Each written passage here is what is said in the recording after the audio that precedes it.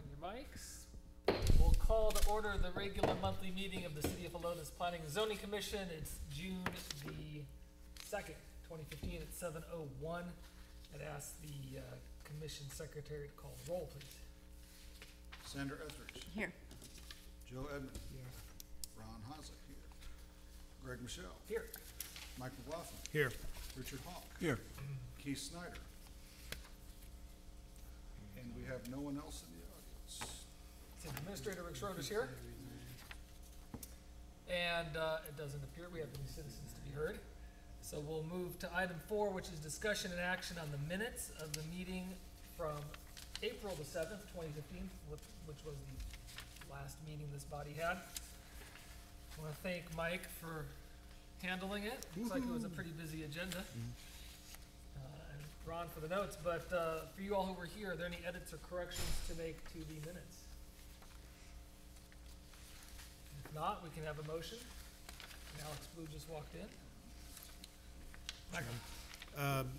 Move to approve the minutes of the meeting of the Planning and Zoning Commission dated April 7th, 2015 as presented. Is there a second? Second. That was Joe? Okay, so all in favor of approving the minutes as submitted, please signal aye. Aye. Opposed? Minutes are approved. Oh, Give me that. that's all right, you get all the power. I got the pen. That's when you have the power. All right, we'll give guys a second to do the minutes.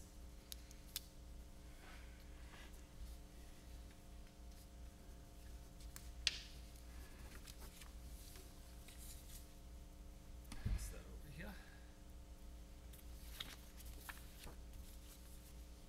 Thank you.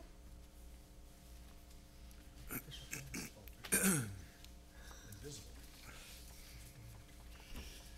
Item number 5 this evening is discussion and action on a recommendation to the City Council on a request for variance from Chapter 66, Signs, Article 4, Prohibitions, Sections 6631, Prohibited Signs by property manager Mr. Scott Holden for an off-premise sign located at 16220 East Bandera Road, Helotes.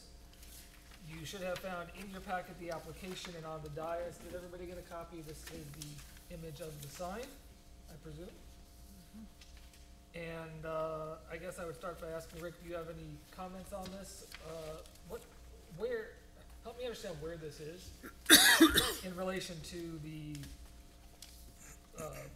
16220. Sure, it's located essentially across the street from the entrance to Los Reyes subdivision in front of the existing storage building facility that's there on the right-hand side of Bandera Road as you're going north. It's on that property. So it's not on the property, it's not on, obviously it's not on Ashton Woods. But No. that's where the sign is located at, essentially where that storage That is correct. facility is. Okay. So essentially the property owner stated that he was unaware, or the property manager stated that he was unaware of the ETJ acquisition and had contracted with Ashton Woods. As you can see, the contract's in here for $599 annually to install the 8-foot by 8-foot off-premise sign in front of his facility. We told him that it was obviously a non-complying sign, and he opted to submit a sign variance. His justification is that he was unaware of the sign regulations. He has an existing contract with Ashton Woods, and so he's asking that the variance go through November 20th of 2015. How long has that sign been up? And then he would take it down at that time? Yes. It's been up for several months. There are a number of these types of signs along Bandera Road.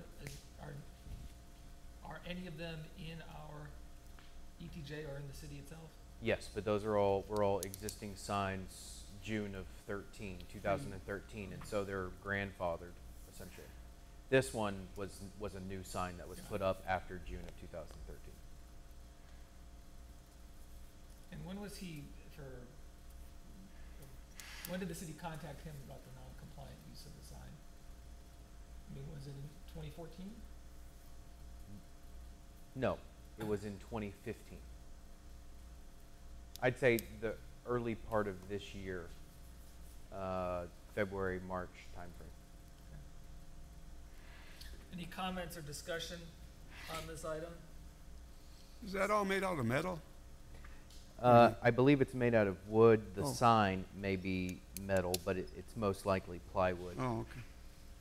So he's had it up for half the year already, That is correct. and then, so he wants to try to recoup his next half of year, That is correct. but he's Question. probably, Michael? Rick, on the, Article, 4 prohibitions, item number 4, it references changeable electronic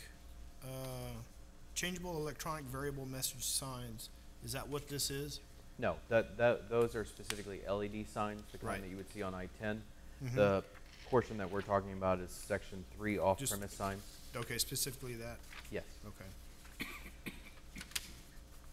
I guess where I was going with number 4 is if that was, all right, never mind. I'll put it together here. Are there any off-premises signs permitted within the city as suggested in this item 3? Because I looked at the code, unless I missed it. Off-premise signs are allowed in Old Town for certain instances, but nowhere else. Only Old Town. Okay.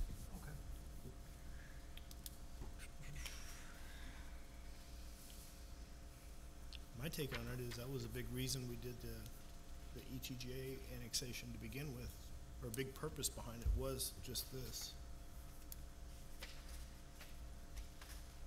It's my understanding of Was what that what? main effort was about. Say So- again. can you say it again? My understanding, behind the big push, recent city council annexation of, that area and then down 1560 was because of things, just like this, to keep that under control. So. When you say keep that under control, you mean disallow it? Well, yeah, according to our ordinances, under which this would be, disallowed or unapproved or whatever you wanna call it, violation.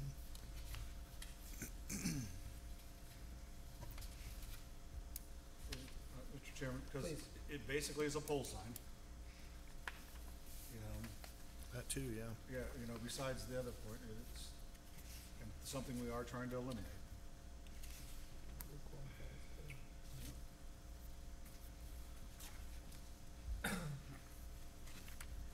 Well, somebody care to make a motion on this recommendation item?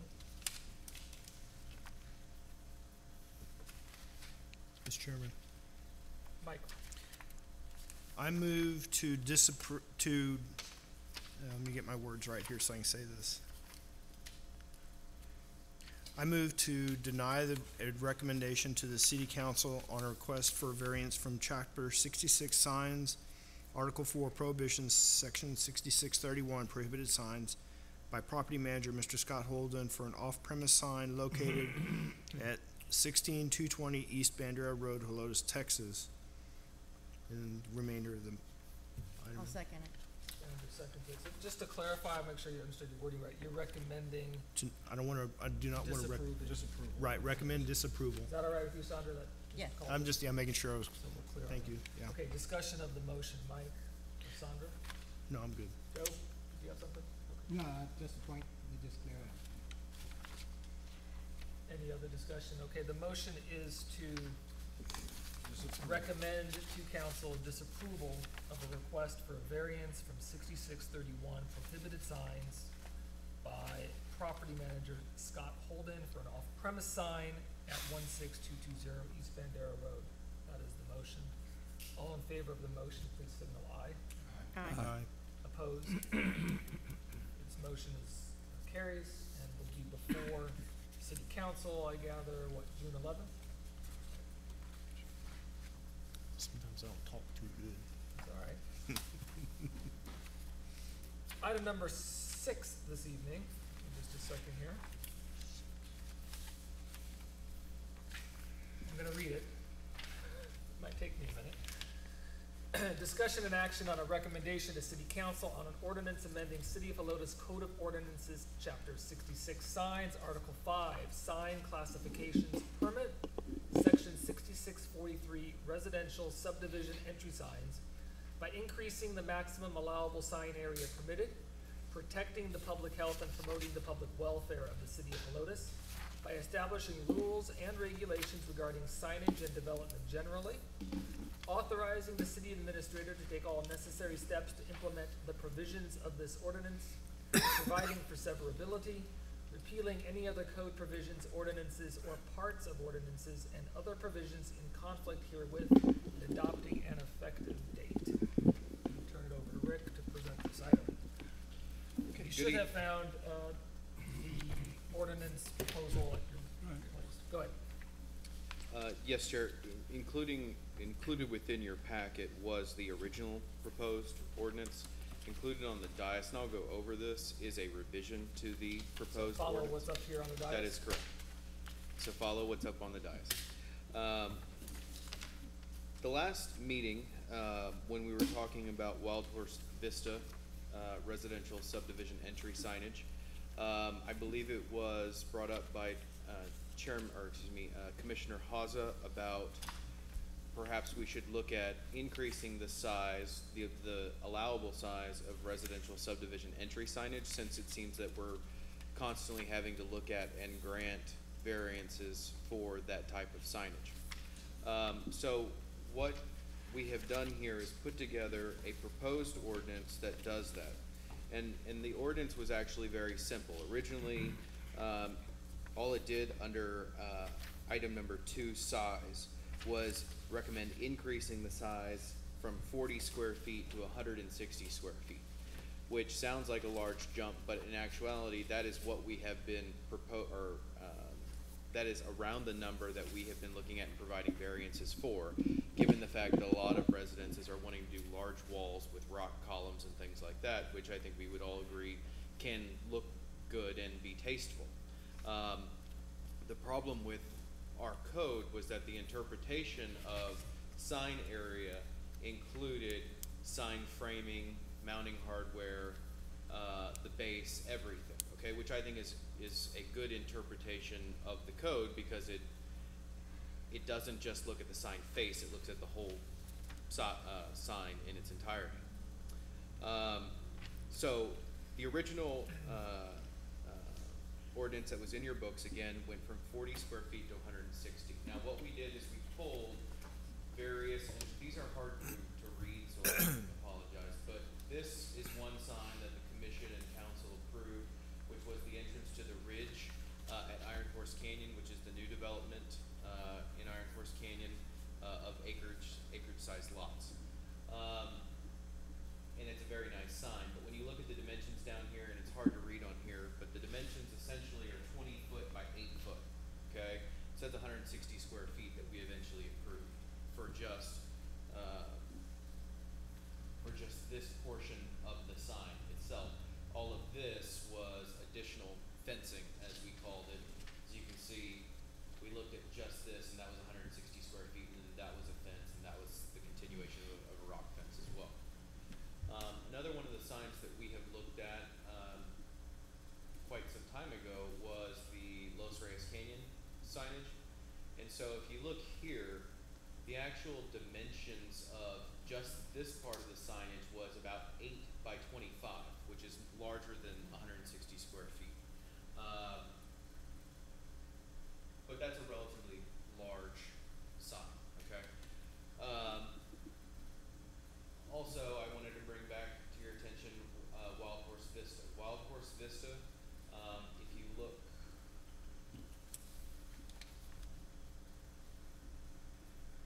I had it here, where is it? Wild Horse Vista was approximately 22 by, I believe it was 8 foot tall. So it was right around the 160 square foot as well. I think it was 154 when you actually calculated by the inch. So that is why we are proposing from 40 to 160. Now, the revision that was proposed, in addition to what was included in your packets, but's on the dais, is actually to look at the definitions. You can see we're also recommending in the heading, it says, and recommend amending Article 9 definition, section 66-91 definitions by modifying the definition of signed surface area. When we started looking at this a little bit clearer, you can see on the second page, mid-page is where we're talking about definitions. It used to say that the surface area of a sign means the total surface area including sign face, including frame and mounting hardware, and then there's all that part of it that's struck out, okay? That part tended to, I think, or tends to sort of disagree with the interpretation that we have used for quite some time, which then tries to say for the surface area of the frame and for monument signs, the surface area of the sign means the face of the sign itself, not including frame and mounting hardware, and the surface area of the frame and mounting hardware of a monument sign shall not exceed the total of the surface area of the monument sign plus an additional 20%. It's very, in my opinion, convoluted and complicated. Yes. Okay? It also conflicts here, if you look at actually section 66-43, which regulates residential subdivision entry signage, it conflicts because the size says sign face, framing, and mounting hardware shall not exceed 40 square feet. So this part of the code conflicted with the definition section of the code. And when you're looking at this, what do you typically use? You always go to the most restrictive, which would make the regulations themselves more restrictive than the definition. So what I'm proposing here is to just change the definition of the surface area of a sign to mean the total surface area including sign face, framing, and mounting hardware, period. So what we will look at is the whole sign itself under the size square footage regulations that are currently in place. We've been operating fine under the assumption that the whole sign is the whole sign, and it works well within the square footage maximums that are already in place, except for, it looks like, the residential subdivision entry signage. So that's where we're coming from on this, increasing from 40 to 160 square feet and modifying the definition of sign area. Yes, ma'am. We did this apartment complex not that long ago. What's their regulations? Is it as far as square footage? And I remember that sign was kind of, I know they had the big That sign tower and was stuff, relatively but big as well. Right, that's what I was wondering. I don't recall exactly what the square footage is. I know it's bigger than 40 square feet. yeah. I can't remember if this commission and council looked at that as a creative sign or not. Yeah, But because I it had the know- big tower. But I know the tower wasn't, y'all did not consider, neither did council, they did not consider the tower itself as a part of the sign. So that was kind of handled as a part of the conceptual site plan review that y'all look at. So- And the sign itself was just that. So for, I guess, apartment complexes or townhomes or whatever, what is their signage regulation as compared to just these residential? We would consider that regular commercial signage, so that it would be the single business use regulations, not the Okay. subdivision entry signage. And that's pretty small also, right? I think that's 80 square feet. 80? Okay. That's- Just one, it's in I was my just head. It's wondering. something around 80 square. 80, okay. So it has greater, I mean, there's more to work with than 40. Yes, I know that if you're on Bandera Road, multi-tenant monument signage is 145 square feet. Okay, okay. But that's for a multi-tenant, so I'm Right. thinking the single business is 80 square feet. Rick, Thanks. do you happen to have an image in place of these signs in place, accessible? The ones that we've looked at here, Yeah. this one isn't built yet. Los Reyes I can pull up, yes. And I may be able to pull up the If you rig can. to see whether Google Maps has been updated. And while you're looking that up, one other comment I have is I do appreciate the simplification of the language in section 2. But the very last line of that section references the prohibition on advertising that the commission may wish to consider retaining. Advertising would seem to be completely out of place on that type of sign. I don't know that it would ever be, anybody ever think that, but I'd hate to leave that door open. Yeah, that'd be fine. I mean, honestly, that was just an oversight. We just struck out the whole rest of the paragraph.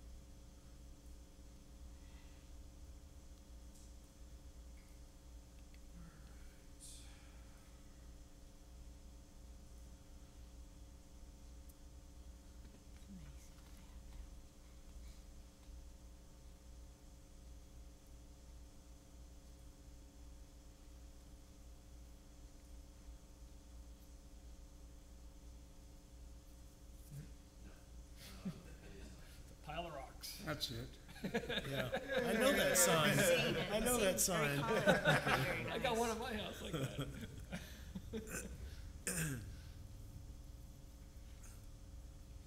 It's at the top of Iron Horse before you go out into the, yeah, I recall it looking very nice. Very nice, man.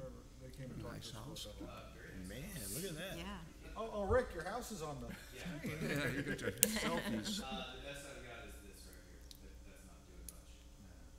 And you can kind of see the outline of it. The Los Reyes I do, I'm pretty sure. the Los Reyes will be really did a nice job.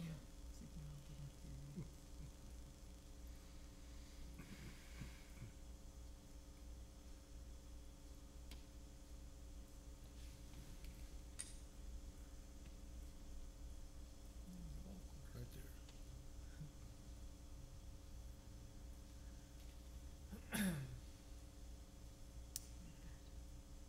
That's the old sign, Yeah. that is not the current sign. So I've struck out on both fronts. good try.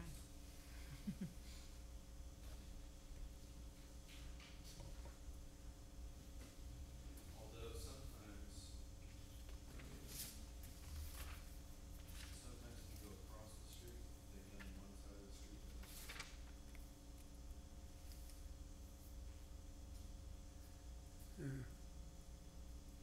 Yeah, there you go. Where? You're good. So Let's see. it's kind of, It's there. that's in the where shadows. Yeah.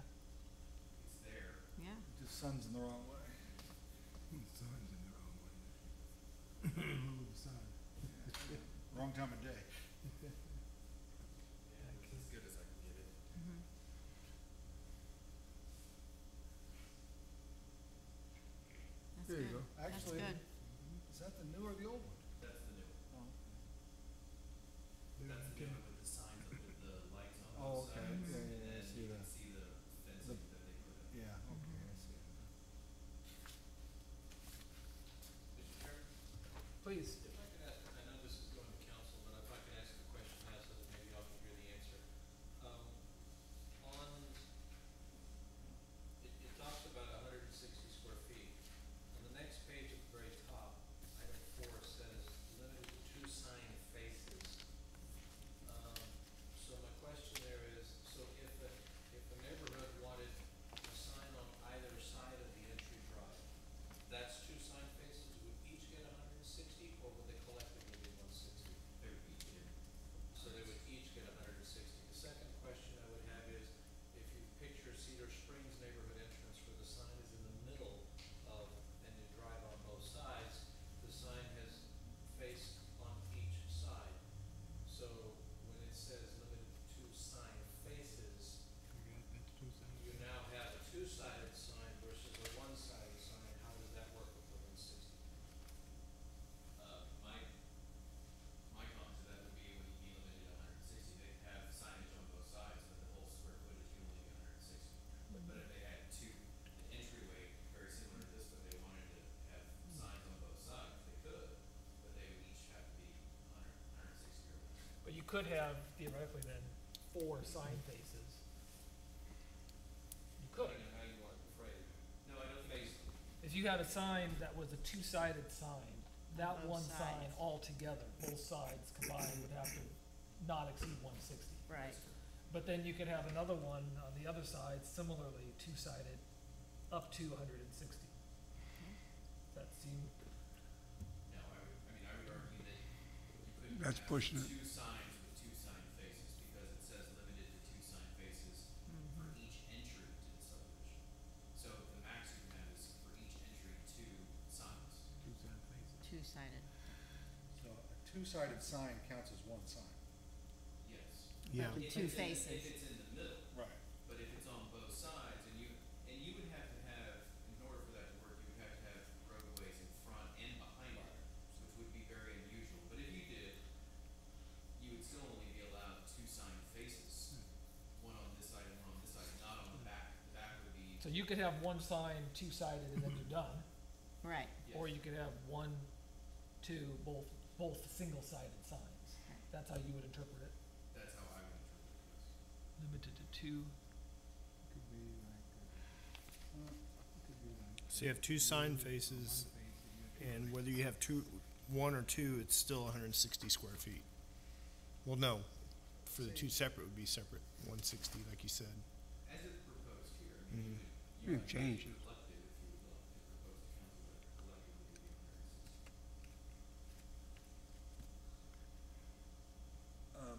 Just a question out there, referencing the Cedar Springs, how big is that sign?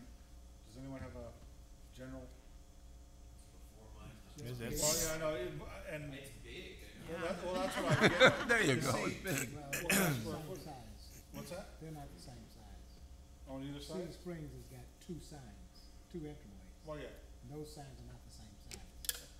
I would just like The one on referring to Bandera. the Bandera Road entrance. Okay, How much square footage of signage do we think is on one side of that sign? I don't know, but when we worked on that, they said it was just right. Good answer, Joe. Ron, Yes. Bandera Road sign is probably about 10 feet tall, maybe 8 because it sits up on a little island on the front end. And it may be about 12 to 15 feet long. However, it stair steps down, so it's I would- probably only about half of the. Yeah, the face of the sign. I The was- face of the sign is probably only about half, the triangle size of half by 8 by 12. What I was referring to, the verbiage on it, the wording, how big is that section? Do Not, we- Cause, we were talking about the framage and the, Most of I that is believe monument. they're 8-inch letters, I believe. yeah, it's not that much, so it's, right? so it's, 8 inches. I'm sorry, I don't have an answer. on you know, well, I'm just trying to picture something that's out there on how that would look to put on paper. We might be well served, if we stay with the language of sign faces, that probably needs to be in the definitions. Sign face? Yeah, because our definitions have a very generic sign, definition of signs. It also has a definition for sign structure, which refers basically to the supporting, what supports a sign. I believe it does have a sign. Just a second. Talks about the sign, sign code, sign structure.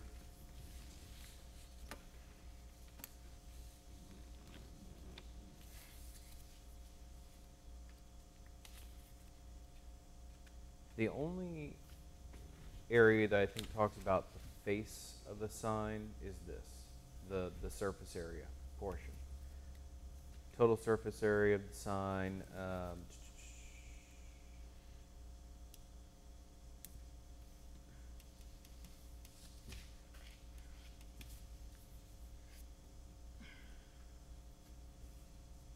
And the sign face is the surface area of the sign? just one second.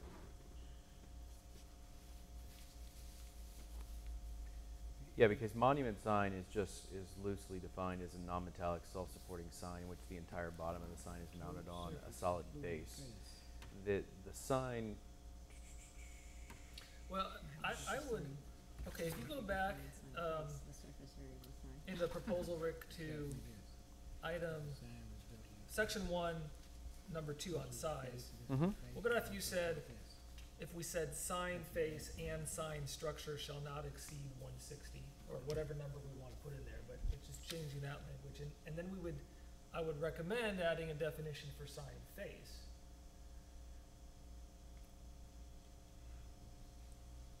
So that we're using the same language in the definitions and the actual code itself. Or I mean, yes, you could do that, or instead of saying sign face framing and mounting hardware, just under size say surface area shall not exceed 160 square feet. Yep. Because the surface Yep. area would be defined as total surface, including sign face, frame, Agreed. and mounting hardware. I'm sorry, could you say it again? His point would be, on item 2, you see where we're looking? Yeah. Instead of saying sign face, framing, mounting hardware, you could say surface area shall not exceed 160 square feet. Because surface area by definition includes frame, mounting hardware, the total surface area including frame and mounting hardware. And face. And sign face, so does it Well, need it to be doesn't, defined for that? does it Under have the, some- under the revised definition, it does. Yeah, so do we need to define it because it's there? Sign face? Yeah, under surface area, I mean, to me, it says the total surface. Yeah, So that would that's- be the total surface of the sign itself. right. Now, would that mean, like, if it had pillars, would the pillars be in that? As long as it's, I mean, there's gonna be some of Well, this yeah, that's at that's- y'all's discretion, but if the pillars are just part of the sign itself, I would argue yes. If the pillars are an extension of a fence that goes around the whole neighborhood, I think there's some looseness there that you could work with. Cause I'm thinking when we did the Lost Reyes, the sign, You looked at the sign itself, you didn't look at the fence. pillars, yeah, that's Yeah. why I'm just bringing it back to that. Even though they were kind of part of that sign. Right, you know, so that's where, when we talk surface area, just to have a good, clear definition for somebody who walks in. You know, the surface area of your sign, here's what I would, just to throw out another, riffing off what Rick suggested. If in section 1, number 2, size, if it were to say, surface area shall not exceed.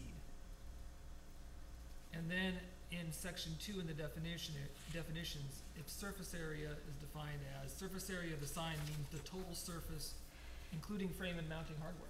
Yeah, that would work. I just Yeah, feel take out comfortable sign purging face. face since we don't, I mean, there's Yeah. a common sense definition perhaps, but on the It's- other hand, maybe there isn't. But it's simplifying it even more, Yeah, that's fine, including frame and mounting hardware. yeah. It's fine, but you also wanted to keep in the frame and mounting, probably should read the frame and mounting hardware shall not contain any type of advertising. On the definition of frame- the surface area. not what, I'm sorry. The The very la- last sentence should stay. Yeah, but it leaves out the word hardware, so just to keep it consistent, the frame and mounting hardware shall not contain any type of advertising. Or the surface area Well, or should you not, could say, should we say, it's not just the frame or mounting hardware, it's the sign it's. say the surface area should not contain. Well, just say monument signs cannot. Well, but Well, you make it are simple, say advertising the the sign the itself subdivision, though. Yeah, just say monument signs can't contain any advertisement, period. Yeah, fair point. Yes, but you're advertising the neighborhood. Well, are you advertising, is it interpreted as an Or is advertising? it a wayfaring sign? I didn't know it was advertised. Man, we're in the weeds on this, Yeah, aren't yeah, we dove down. I think it's a wayfair. we? Have I thanked you for giving us signs lately? Yeah. Keeps us in business. Yeah. I don't know, I don't think I would So you interpret wanna use the word no residential additional signs as, advertising. entry signs as advertising. Yeah, say no.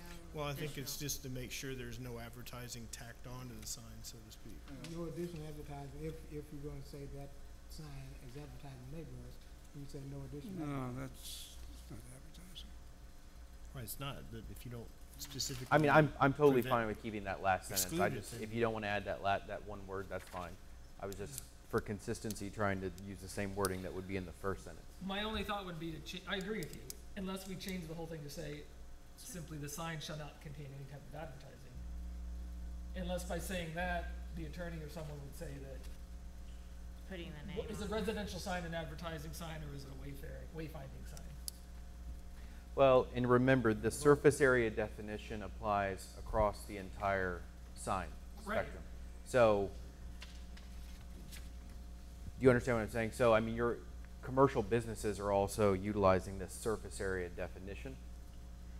Yeah, but this, we're talking about section 2, right? Not the. Yes, Oh.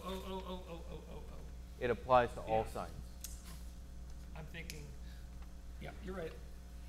So the advertising thing needs to go Maybe this back should into be the, rewritten into to have section a, one. definition for for commercial and residential definition signs. for residential. Okay, say that again, Joe?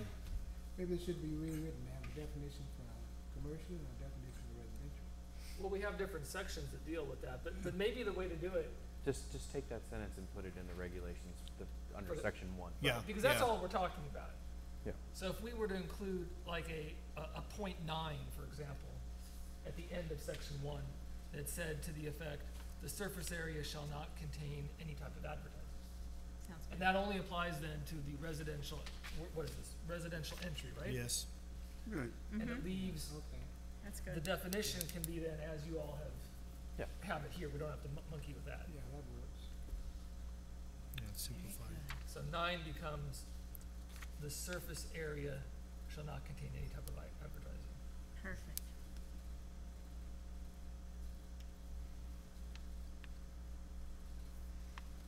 No, not nine, 'cause you got 9 down here.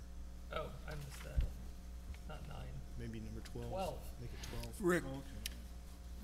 Rick, Rick, when a new subdivision opens, what do they normally do to advertise? Don't they put something separate out, right? Like poles or something? Well, they try to, yes. Flags. They're not Oh, allowed, that's not allowed. that's not allowed. But Oh, and really? that's not covered under this. This is just Okay. the permanent. So sign. how, You mean so like how this? do they, I'm just asking, how do they advertise, like a new subdivision, or do you They know? put up signs that say, Many ways. never mind. Remember flags, all kinds of things. They, We don't have a way?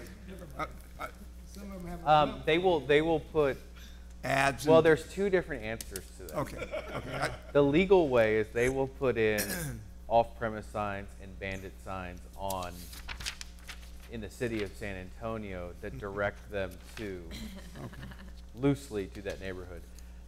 In reality, they tend to know that nobody works on Saturdays and Sundays, and they know that's when Okay, people okay. actually visit. Gotcha. So they come in and fill in bandit signs on Bandera Road, and they come pick them up real quick before Joe gets here on 8 o'clock in the morning. Because we are pretty diligent about bandit signs. Because I have seen in San Antonio, or other cities, I should say. Yeah, there's signage They're everywhere. they're everywhere, Yeah. and I haven't seen that here, so that's, That's fine. So and I like that. yeah, and they do it on the weekends. Okay, weekends. Contain any We type only of start advertising by now. So does I 12. mean, not by Is, now, oh, basically that sentence. by, Okay. What's next? latest thing flying. Oh, yeah, Oh, yeah. Airship, Yeah, Well, special provision. balloon, drone, drone. yeah. That's what you'll be seeing soon. So should we make a motion? Hold on one second. Mike, Question, we were just talking about it up here. For including the, shall not contain any type of advertising clause, if you will, would that fit under number 10 as a special provision? We're thinking about where to put it. We make a number 12, or is that really a number 10? Good idea. It's currently under none, so I don't think it really matters. You can put it under 10 if you would like. Probably be simpler. simpler, yeah, because it is a special provision. Okay. Yeah. Very good. I've got one other thing, not to throw a monkey wrench in all this, but on the 160 square feet, if commercial is 84, I think it is, what would be the harm in making this essentially doubling from 40 to 80? What would be the harm in, what would be the downside of that? So maybe meet them halfway, you were saying? So that's not, because 160 is it's a decent sized sign, right? That's pretty significant. I mean, as I see it, if you put it at 80 and people come in with larger signs, as they will do, it's just a variance process, right? Yes. But it gives the commission, But you still have to approve it either way. we still have to prove it either way, but it gives us more backing if we think the sign, for whatever reason, is inappropriate because of its Well- size. Well, too, and it shows more of an intent that we would prefer the smaller of those two choices than the going large to begin with. I mean, I don't have anything against the large signs. The ones you showed, the drawings that we know of, there's nothing wrong with them. They're fine. I think most people would agree they're aesthetically appropriate. But I think you're sending I think you're trying to convey a message, which I agree with, the smaller size. Because, if we say 160, then they'll be coming in with 180 or 200. Yeah, variance for I don't more and know. more and more. It's 84 square feet for a single business On the monument. commercial, yeah. For a single business monument, yeah. For The a larger, retail center, it's 145 square feet. maybe we should do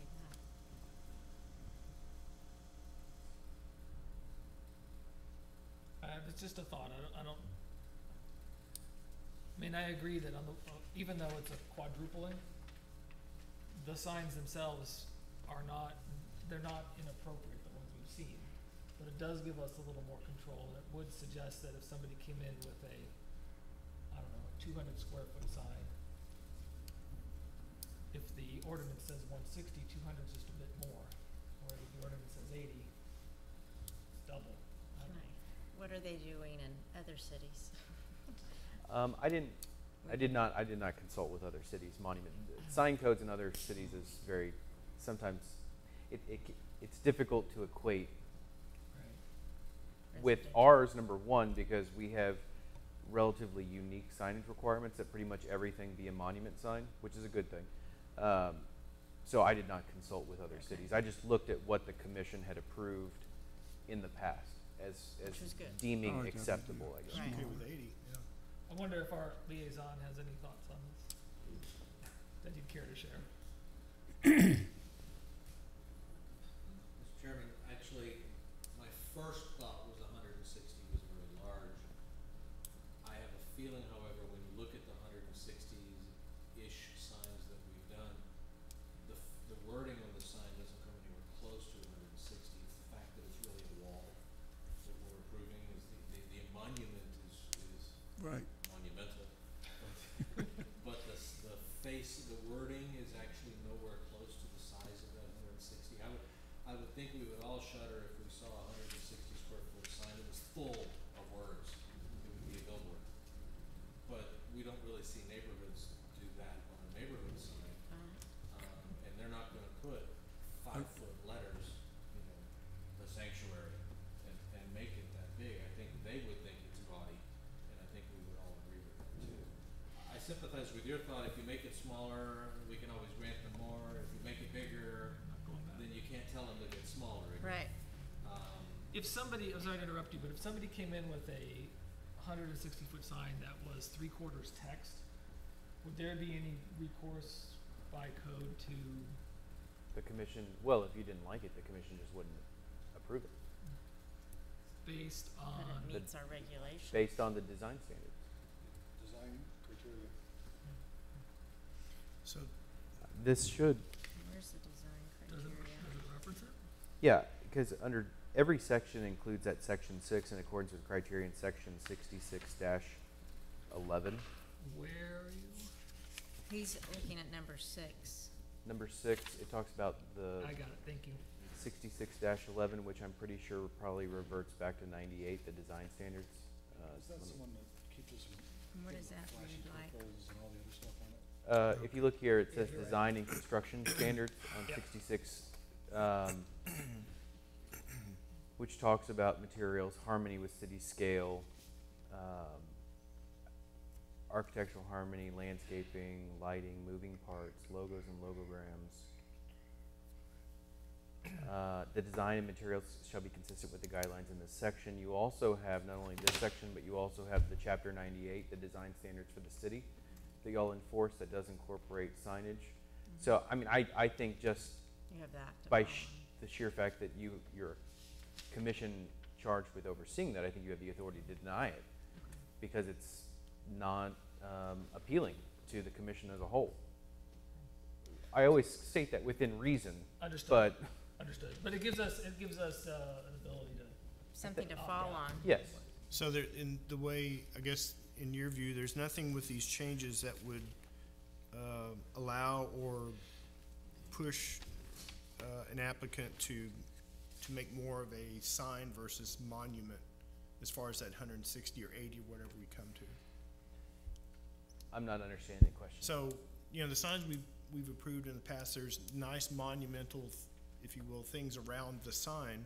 So it's a complete looking package, well integrated and architecturally, Yes. aesthetically pleasing, I guess, if you will. And so with the change to, granted, you've shown us this, but with the change to the surface area definition, that change won't cause people to go another direction and have mainly a sign with smaller. No, I don't think so, because I think, Okay. because we're already telling people that the size maximum is for the whole sign itself, not just the sign Agreed. base or the. But if they want to economize that 160, the architecture surrounding the actual sign or the message area, they can make that smaller and the message area larger. We honestly would advise them that it looked poor before it went to the commission, and most of the time they revise it before it gets to you. Okay. Sometimes they don't, but I would advise them that it doesn't look proportional, and that our recommendation is at the staff level to the commission would be to deny it or to Yeah. make them minimize the size of the wording. Okay. My only concern about going the 80 square foot route, yes, it is a doubling of what's already there. But the reason that we talked about this initially and that we're looking at it now is so that we minimize the number of variance requests, because we realize that there's an issue. And so the concern I have with that is that we're still not rectifying the situation of the variances themselves, which these individuals, and you may or may not care about this, do have to pay the additional variance fee to get the variance in front of council. So that's my only concern. It's not, I don't think it's a huge concern, but it's something to consider. One other thing, item 4, limited number, limited to 2. Can we say 2 signs, or is that not accurate? I'm trying to purge space from the document for consistency, but does 2 signs not convey the right? So are you looking for, should it say then double-sided versus 2 faces? 2 faces could be separate, but double-sided implies they're one structure. Is that what you're looking for? I would keep the language that's already there, 2 sign faces, because then you have the argument that you can only have advertising for the neighborhood on 2, either double-sided or single-sided on either side of the road. If Okay. you have a entry sign, I don't know if any of the ones we approve do this, but if you have the monument and then the name of the subdivision here, if you've got the name of the subdivision over here, would that be considered? Would we count that as 2 separate faces? That would be 2 faces to the sign, yes. And the total of those 2 faces, each one combined could be 160. Do I have that right? Well, the way I would calculate it now is that I would calculate the square footage of the monument itself, which, let's say it's 154 square feet. I'm not gonna double it. I'm gonna say this sign is 154 square feet, and they have With 2 sides. they have 2 sides, Right. Okay. just like Cedar Springs. Or you could I was have, going to- but did we say that you could have, but you could have 2 separate 160 square foot deals? That is Right. correct, On either side. with 1 sign face on either one. Right, so realize that if we keep 160, we're at least opening the door to Two now, large again, I don't know signs. how common that would be, but you could have 2 160s. That is correct. Okay. But Now, does that, bring in more than one? Not necessarily, it'd just be big signs. I'm sorry. Yes, Is it it- would. It'd just be big More than signs, one that's entry? all. Would Hang the on. subdivision have 2 or 3 entrances? Would they get the signs for each entrance? Yes. Per entry. Now, what if they had, like Cedar Springs, a sign that's double-faced inside, outside, and then inside the subdivision, they got another sign? We brought that up once before, and I really wanted to say, leave that up to the subdivision. But, We're just talking about the subdivision entry signage here, Yeah, outside the gate. outside the gate. outside, not inside. That is Outside. correct. Okay. Ron had something. Oh, now, okay, 160. The side of this sign is 160? Or are we saying this is a double-sided sign? On this side, can we have 160? Or is it splitting the 160 on both sides? No, The whole structure itself can be 160 square feet. 160 on this side. And Well, it's all- theoretically, and it'd then be the the mirror same. image would just be the mirror image. Yeah. Okay. When we say on a double-sided sign, when we say only 160, it almost sounds like we have to make cut it in half. Well, I think we Sounds cleared like it up 80. with that change to the surface area definition. Well, if they did cut it Sounds in like half, 80. I wouldn't. Yeah, it sounds like 80. I wouldn't but- bring it up. Yeah. 160 Let him sounds do like that. 80. Yeah. It says it has two Okay. sign faces. But were you wanting to remove the sign, just say sign instead of sign faces? Well, I brought, That's what I Rick thought. makes a fair point that, most people understand what sign face means. And Yeah. I just don't, I'm uncomfortable having it throughout here. So this would be the only place it exists. And I think it's readily apparent. On item 2, On item, Four. Four. leaving it as it is. Minimum of 2 sign faces. So I'm sorry, go ahead. no, but that would make sense. 2 sign faces. If you have one in the middle, there's sign A and sign B, or if it's on either side of the driveway, you have A and B. And theoretically, the two sides can be different. Mm-hmm. I mean, I don't know why they wouldn't be, but I suppose they could You be. don't have to have the same information. Well, it's not changed, these aren't meant to be changeable copy signs, but it could be, one could be thank you for, One might have an arrow going this way, Joe, and the other have an arrow going that way. thank you for living here, or something. But that's not the sign, that's a direction. The I don't sign, know. the information on the sign Okay. does not have to be the same. See, Rick, you Let's thought make we a were just- motion. You thought this was simple, right? Let's move on. We could complicate anything. So as I see it right now, the only thing of which maybe there's some discussion about is are we gonna stay with 160 as the suggestion from staff is, or possibly downgrade it to 84 or some other number, 84 just being the current single business commercial sign. Well, But that's the commission's will. from what Rick provided to us in his explanation of how they arrived at this, it sounds reasonable to me, 160.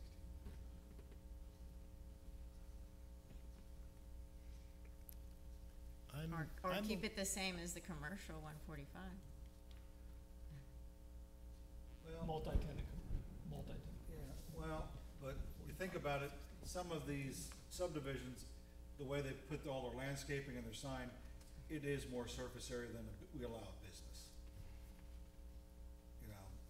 Just when you drive up, you wouldn't want the business, the business signs, I can see why they're not as big as the subdivisions, because the subdivisions actually look like they put a little bit more into their signs. Make them nicer, Yeah. Trying to sell something. bigger ticket item.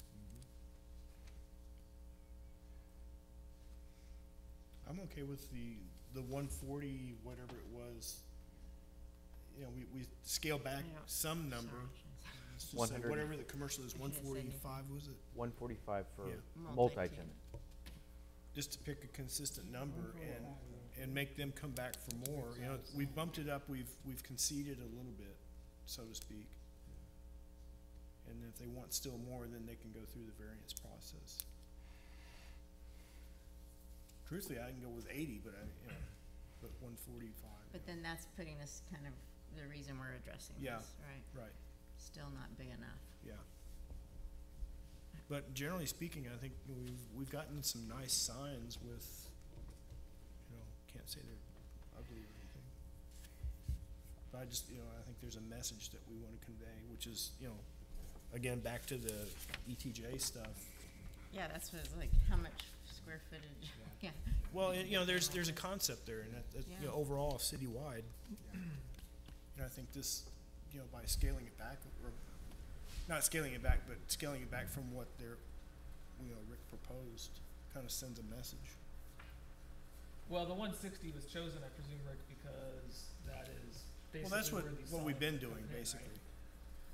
That was just sort of the highest number, or the ballpark highest number that we've been looking at. So I just, in order to get away from the variance thing, I was making that the maximum. But I mean, I think that's fine. 145 The square variance feet is there I think for a good reason. 145 square feet is reasonable. I think 145 square feet is reasonable. Gives us something to play with. And it's the same as other signage that's on Bandera Road, Mhm. albeit instead of being 15 foot in the air, it's going to be 8 foot in the air and on its side, essentially.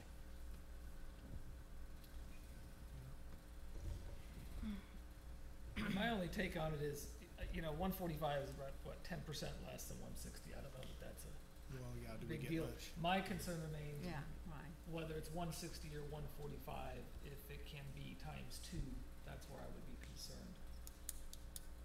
To opening the door to something that multiple signs, each one very large. And Mhm. I don't know, if you could imagine two sides of a big development, curving signs, do we want to allow? They might be very attractive. I don't know. But Well, realize that that's what and you're we still have the allowing option to not approve it when it comes in, correct? based Yeah. on the design, Right, Based on not on the design. size. The Based size on would be design. consistent with code. right. Right, right. So,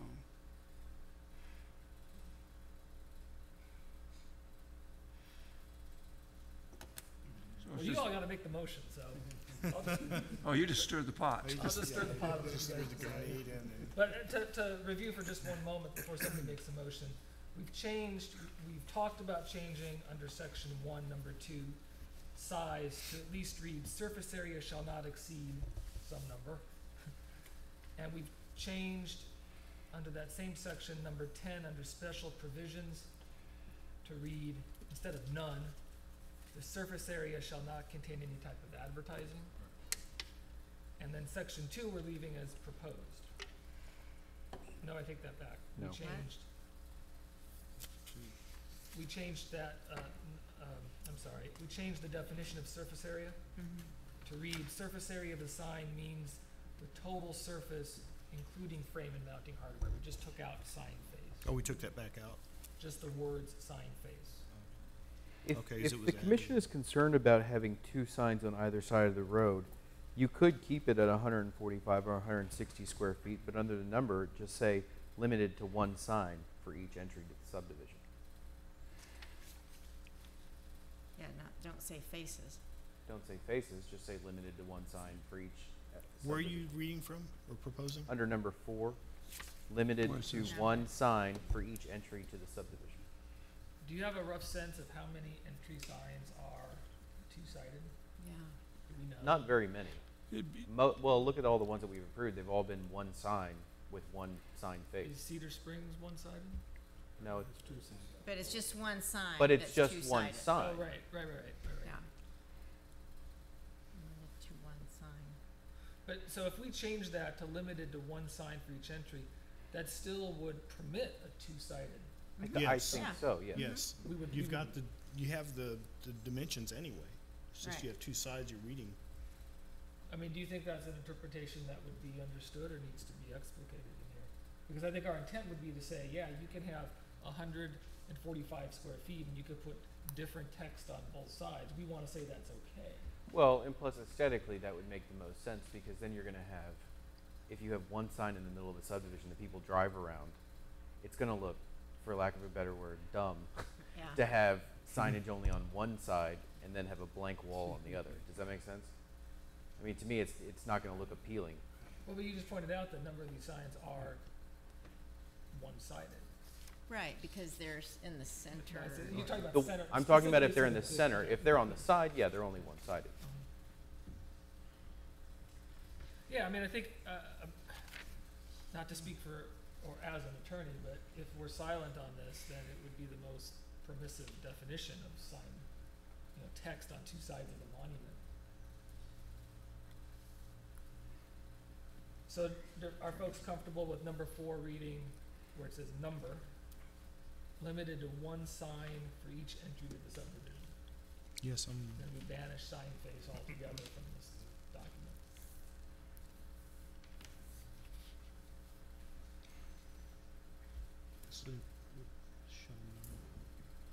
You read it to me before. You're writing.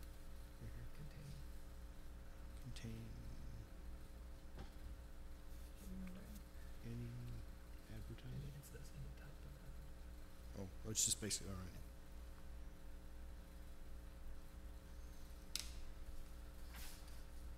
And 145 25 again is the current multi-tenant commercial That's correct. max. Is that what we have a consensus on? Sounds like we're getting there. I don't know Okay. if it makes any difference though. Well, yeah, it's 10%, but still, Especially if I we're think we're limiting it conveying to a one message. sign Is instead what? of two big signs. It's only 10% from the 160, but I think we're conveying a message. And Yeah, but it's. you But know, we are 300% limiting it now of to just one instead of well, two. okay, Look at it that way. yeah, because 160 doesn't appear anywhere. This is just our discussion. But we did take away the risk of having two massive signs, so, Well, somebody could always come in and request it, right? yeah. I mean, it might make sense. In their situation. They could request a variance and they want two 130-foot, I don't know. Yeah. Neon. Somebody who has a smaller sign but wants to have two smaller signs by this would still have to come in for a variance because we're specifically saying. Okay. But that is the norm, the more common Now, type of sign. going into Iron Horse, is there signs on both sides or just one side? Just one side. Just one. Just on the left-hand side as you're going in there. Somebody want to try a motion?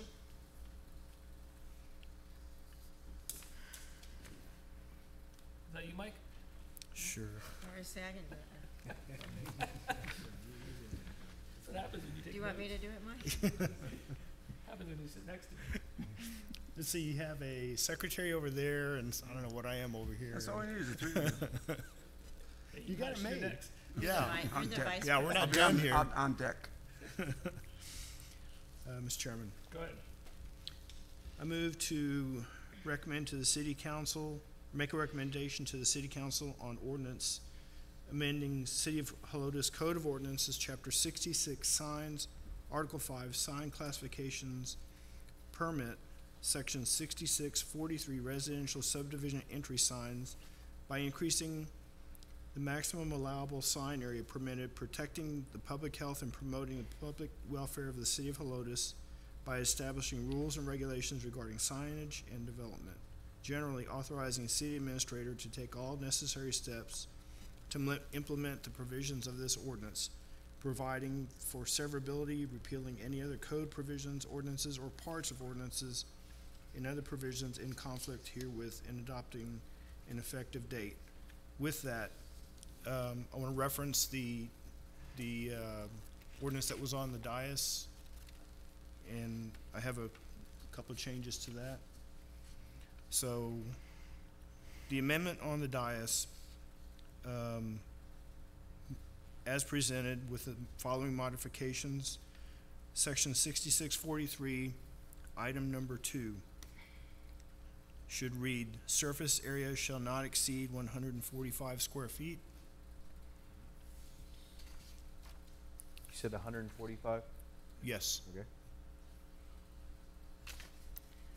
Item number 4 should be worded to read, limited to one sign for each entry to subdivision, or to the subdivision. Number 10, special provisions. Surface area shall not contain any type of advertising.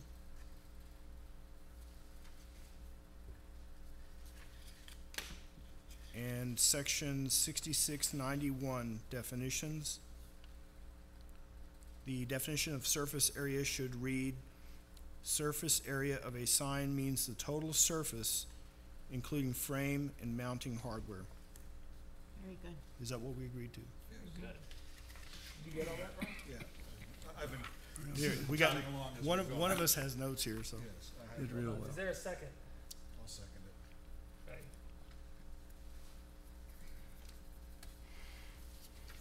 So, Mike or Ron or anyone else have comment on No, I'm good. this? This is a recommend to council item. And remember how this started, the idea was to be more accommodating to the requests that we have seen as a commission and as a city, but continue to maintain control of the process and allow for, thorough review at our level. So the motion, just to recap it, without reading the entire caption here, is to recommend approval to city council of an amended ordinance for 6643 and 6691. For 6643, number 2, size, we're changing what the staff has presented to read surface area shall not exceed 145 square feet. Item 4, we're changing to limited to 1 sign for each entry to the subdivision. Item 10, special provisions, changing from none to the surface area shall not contain any advertising. And then in 6691, taking out sign face, otherwise leaving a presented amending ordinance from staff as is. All in favor of approving the motion, signify aye. Aye. Opposed? Great, so this goes to council on the 11th. Well, that was quick and easy. You got this sense of humor. One more item tonight, guys. Number 7, discussion of and direction on an ordinance amending City of Helotes Code of Ordinance, Chapter 99, zoning, Article 1 in general, Section 98.4 definitions, by adding a definition for total lot coverage maximum permitted within a single-family residential zoning district, protecting the public health and promoting the public welfare of the City of Helotes by establishing rules and regulations regarding zoning and development generally, authorizing the city administrator to take all necessary steps to implement the provisions of this ordinance, providing for severability, repealing any other code provisions, ordinances, or parts of ordinances and other provisions in conflict herewith, providing a penalty, adopting an effective date, requiring publication of the amended ordinance. Rick? Okay, the reason that this is a direction on is because this has to go through the public hearing process since we would be amending the zoning code. So we have not officially started the public process here. We're just coming up with an ordinance that the commission as a whole likes. So we don't need to actually recommend, pass, approve, anything? No, you're just giving direction tonight. That actually what I want y'all to do is come up with a ordinance that you like tonight, and then Grace will start the publication process and the public hearing process for P&Z and City Council. Got it. Okay, on the dais, well, let me step back. If you recall, we're here talking about this item because the commission, after we received a attorney opinion, which was included in your, packet, basically said that for a long time the city said you could only have a certain square footage of accessory buildings, storage buildings, and associated living quarters, period, right? Well, we got challenged on that by a property owner, and it turned out that they, according to our city attorney, were correct. You could have a maximum, you could have 800 or 1,000 square feet of each. So on a half acre or greater lot, you could have 1,000 square feet or 3% of the lot area for each one of those types of buildings. Whichever is bigger. Whichever is larger. And no limit on the number of buildings add up to that 3%. That is correct. It just, the maximum was that 3%. So at the staff level, we started thinking, is that what the city originally intended when we're looking at lots, whether they be less than half an acre or greater than half an acre, and the number of buildings you can have on a property. So what we put together here, I think we talked about this last time, if I recall, and the board or the commission discussed it generally, and gave us some feedback on what they would like to see. And so we have incorporated many of those things in the ordinance that we have proposed for y'all tonight. The ordinance is a little convoluted in the definition section. So what I have done is put together the document that's on the dais, which essentially, and I like things that are dumbed down for myself, and so I've dumbed this whole ordinance down into this document here. So basically what this proposed ordinance does is it says you can have a main structure. The main structure is the residence, okay? And it defines that as a detached building having accommodations for and occupied by one family only, being the only structure per lot except as permitted under accessory, associated living quarter, and storage buildings. And we're not recommending any change to that. But what we are looking at, of course, is the accessory structures, the associated living quarters, and the storage buildings. So what the proposed ordinance does is it says that it defines an accessory structure as a subordinate building with or without separate utilities, the use of which is incidental to and used only in conjunction with the main building. And then there's caveats there. So basically, an accessory building you can do with whatever it is you want to do with it. It's an accessory building as long as it could be your art studio, could be anything, okay? As long as it's not the main structure of the house where you live.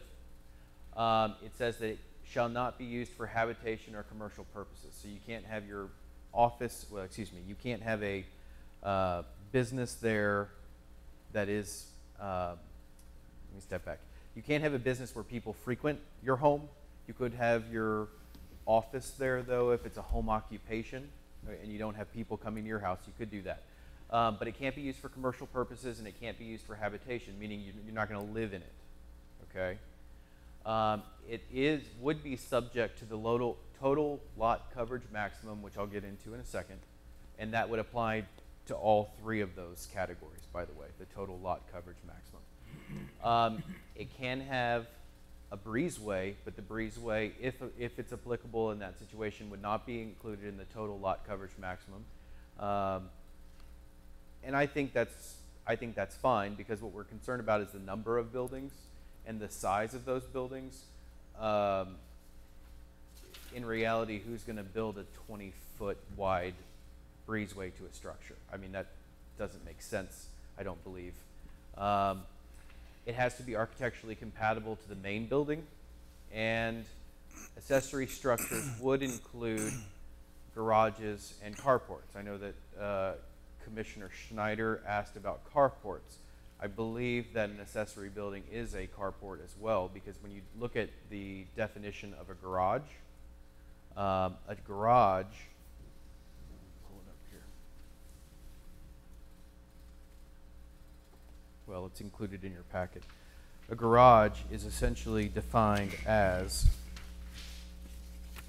garage private means an accessory building designed or used for the storage of motor vehicles owned and used by the occupants of the building to which it is accessory. Not more than one of the vehicles can be a commercial vehicle. So a garage is a carport because it's a structure that is for the storage of motor vehicles. It doesn't have to be enclosed. A structure defined in the zoning code does not say that the building has to be enclosed. Okay? If you continue on with those definitions, look under building. Building main means a structure in which is conducted the principal use of the lot on which it is situated.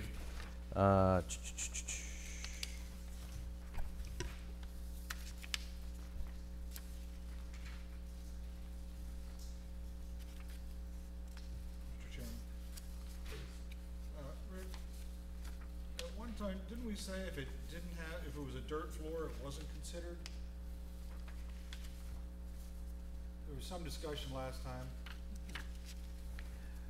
time. I would argue, that's what I'm looking for. There is a definition for. And if it was on skids, was it still a? Oh, sorry. Go to the definition of building. Okay. Building means any structure erected for the support, shelter, and enclosure of persons, animals, chattel, or movable property of any kind. Well, a carport is erected for the support, shelter, and enclosure of cars. Okay. So to me, a carport and a garage is a building and would be incorporated under associated building definitions. Okay? So I digress there, but. I'm glad you pointed that out. Well, what I'm looking at is if somebody has a carport and then wants to put a shed up, they may be over their square footage. That is correct. Okay, now if I could just continue through this. Question about what you presented so this goes on all of them, but you mentioned it with accessory about cannot be used for habitation or commercial purposes. Somebody with a home office, you indicated that's acceptable if it's, not a commercial retail type enterprise. That's correct. Not getting- It's considered Is home that- occupation. Is that clarified elsewhere in our code? 'Cause I imagine. We that have a might be- definition for home occupation that But- is in the zoning code, So this yes. is consistent with what's in the zoning code. Yes. Thank you. Commercial, we're really talking about people coming and going from a structure. Go ahead. I'm sorry to No, it's fine. He's used to it. Yeah, he's worked with us before. You've got it bolded here. Could you explain, or, for in layman's terms, I guess, the use of which is incidental to and used only in conjunction with the main building? I understand the conjunction with main building, but what do you mean by incidental? What's the, You wouldn't have that structure on a lot but for having the home there. okay. All right, Go on. sorry, I just, Okay. If I have something underlined, it's because the proposed ordinance that we gave you, I'm even recommending additional modifications to it besides this, okay? So, under accessory structure, I said it must be architecturally compatible, but includes garages and carports, because we talked, that's where I digressed, and that's the building part of it, okay? But I think you should add carport to garage definition, okay? So under the garage section, and all we're talking about here is definitions, by the way. Somewhere where it says garage, comma, private, and it's on page 6 of that document, means an accessory building designed, yada, yada. I think you should add in there includes carport somewhere, so that it's clear that a carport is considered a garage, which is considered an accessory building, okay? Okay, associated living quarters. That is defined as a subordinate building with or without separate utilities, the use of which is incidental to the main building and used for, it's actually used for habitation purposes. You're living in that structure. It's a mother-in-law suite or something like that, okay? It cannot be used for commercial or rental purposes. It has to be architecturally compatible. It is subject to the total lot coverage maximum that I'll talk about in a second. And a breezeway, if applicable, is not included in total lot coverage maximum. I would include, the reason breezeway is included in the definition, because when I created this originally, I thought I had everything covered, and I was trying to make the definitions as similar as possible between assessor, or the structure of the definitions the same between these three categories. I noticed that the other two included breezeway, or the accessory structure included the breezeway discussion, but the other two did not.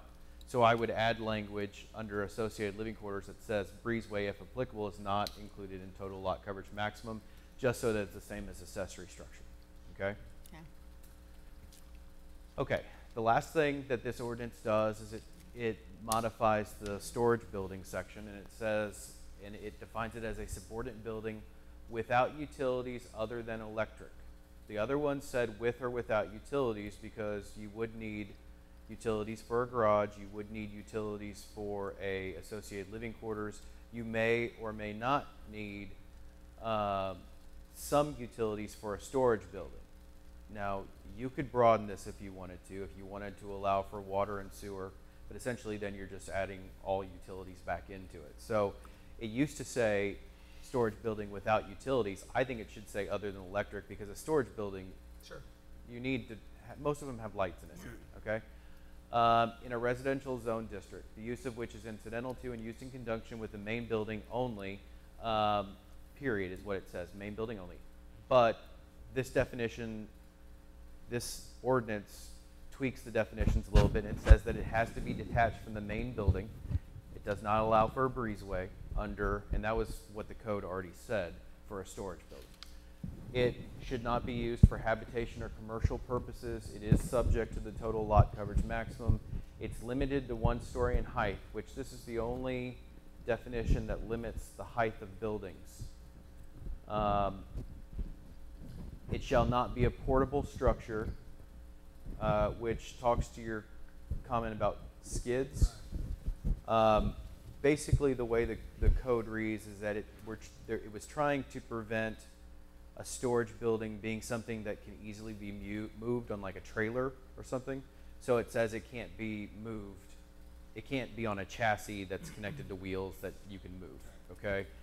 when you're talking about skids, a lot of the buildings that you buy from Home Depot, as you well know, they actually are kind of on skids Oh, yeah, underneath that's why anyway. I was curious if that counted. So I think that structure's fine. We're really talking about something that's on wheels that you can move around. So, I guess, yeah, so we listed it as, Should we say on wheels? Well, it does. In the definition, it says, storage building, which is on page 10 of that document. It says a storage building shall not be a portable structure designed to be towed by a motor vehicle on its own chassis, and that was already in the code. So we left that in there. And it does not say that it has to be architecturally compatible with the main structure. I would not, I put this in here underlined for discussion. I don't know if the commission or council is really going to care if a storage building is architecturally compatible, but if it's a very large storage building, you may. So, because the ones you buy from Home Depot, I think it's an opinion.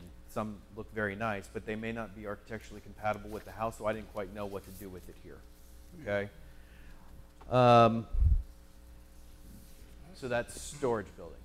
Mr. Chair, you know, and that might be something to put in there, that it should be, so we have something to fall back on if somebody just puts something horrendous in, Right. Yeah, that we could say it does not meet the architectural deal. sure. Yes, I understand Yeah, you know, completely. it It's not gives something us- that we're going to enforce on a day-to-day basis, Right, but it's something in case that, we had to fall back on something, we would have something on paper saying, hey, we're not trying to invent something, here it says it. I think that's understandable. Sometimes you have people with a very large red barn, Uh-huh. storage building, and a brick house. Certainly you don't want to make them put bricks on their storage building, but at the same token, you don't want a red barn. Well, The you other know, point, you could end up with a glass greenhouse Yeah. that, I don't know where you would classify that, but whether that would have to be architecturally consistent or not, Compatible. that kind of throws things off.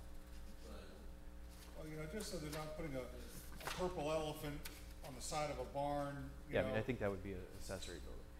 Yeah, you know, just, so we had something we could say, hey, you know, this doesn't work. Sure. And- I'm and fine it'd with be keeping it item in. by item, Or I'm only fine when with adding it. something came up, yeah. Okay, so this is the main difference between the old ordinance and this new proposed ordinance is we actually took out the total lot coverage maximum sections from all the different sections and just made a definition for it. And we said that the total maximum square footage of accessory, associated living quarters, and storage buildings would equal, combined, on half acre or less, 800 square feet, which is consistent with what was in there before, and greater than a half acre, 1,000 square feet, or 3% of the lot, whichever is greater. We did not change those at all because, again, I wasn't trying to be, I was trying to fix the problem. I wasn't trying to reinvent the wheel, okay? But, okay, greater than a half acre, It's not very but much. if you have 10 acres, you can only have 1,000 square feet of storage buildings? Or 3% of your total square footage of your lot. Okay, which would be. So if you have 10 acres, you can have 3% of 10 acres, and I can actually calculate. I was gonna that. ask, how many 1 square acre. feet is in it? 1 acre is 43,560 square feet. Yes. So multiply that by 10 and then times 3%, that would give you the total square footage. That's what I was gonna do, So actually. if you have an acre, so what is 3% of that? You got a pretty big I'd have to use, oh, you're not using the calculator? No. Oh, I'm sorry. What's, 13,000 square feet. no, Here, let me just. 1,200, about 1,200, 1,300 square feet. So let's 3%. say, I think the more norm in Helotes is you have like a 3 acre lot. Right. Okay, so 42,000 square times 3 times 3%. 1,300. Where's my percentage? Yeah, I need a Point- calculator for that. Sorry. Point oh three. Point oh three. Times 0.03, 1,300. Point oh three. 435,000 square feet is a 10 acre lot. Oh, 10, I just did for one. Okay, so we're in One agreement. acre lot, you're talking 13 acres, a lot of accessory. And that's what I was gonna get at on here, if Before you do that, I mean, Rick, Yeah. does that conclude what you wanted to present? Let's see how much that is. Still figuring out his calculator. No, my percentage is not working. You're doing 0.3, not 0.03. No, but normally the percentage button works. It's Windows. Wait, oh, there it is. Okay, so you're talking about 4,000 square feet, an additional 4,000 square feet